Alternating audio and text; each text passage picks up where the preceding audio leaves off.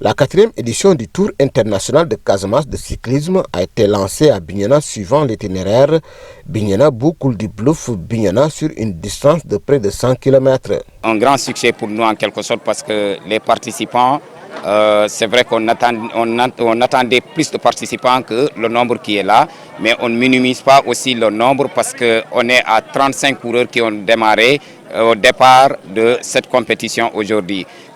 Avec au moins 5 nationalités qui sont avec nous. Je vais nommer, il y a un coureur marocain qui est avec nous, il y a des équipes du Sénégal, il y a la Guinée-Bissau, il y a la Gambie, mais il y a la France et il y a également la Belgique qui est avec nous. Le contexte électoral au Sénégal n'a pas rendu possible la volonté de participation des cyclistes d'autres pays d'Afrique. Qu'à cela ne tienne, ceux qui sont présents prennent du plaisir et le vainqueur de la première étape ne dira pas le contraire. Je suis très heureuse pour gagner la première étape de cette édition du Tour de Casamance. C'est un tour international et je suis vraiment très content pour gagner la première étape et gagner le maillot jaune. Et je remercie beaucoup les sociétés, les sponsoristes pour aider nous pour venir ici. Le Tour international de Casamance se veut inclusif pour donner plus de chances à tous. Il ne doit pas avoir de discrimination, en tout cas dans le sport.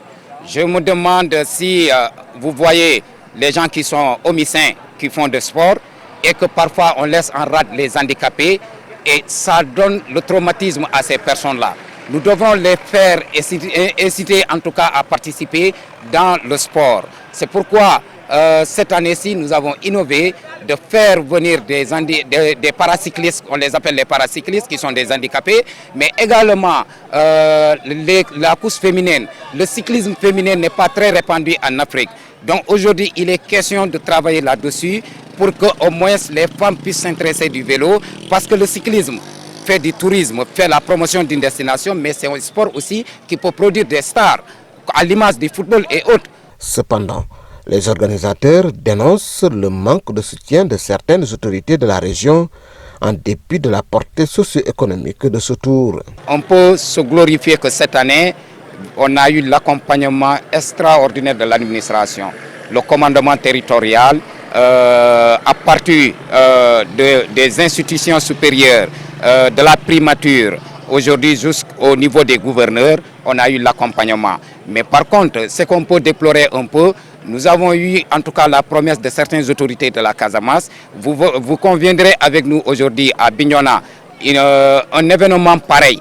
Si vous voyez l'événement de la dimension pareille et que vous voyez que le maire ne s'est pas présenté, le conseil départemental ne s'est pas présenté, encore le ministre du Travail, qui est un ministre natif du département de Bignona, qui nous a promis qu'il allait être le parrain du département de Bignona et qui nous ont conviés à des réunions. On a payé des billets pour se rendre à Dakar à 2 reprises pour faire des réunions avec eux. Aujourd'hui, ces ministres-là, l'entourage de ces ministres-là, on les appelle, personne ne nous prend au téléphone jusqu'à l'heure où on vous parle comme ça. Ce qui est vraiment déplorable, en tout cas pour notre Casamance. L'ambition des initiateurs du Tour international de Casamance est de présenter des cyclistes compétitifs à l'occasion des Jeux olympiques de la jeunesse prévus en 2026 au Sénégal.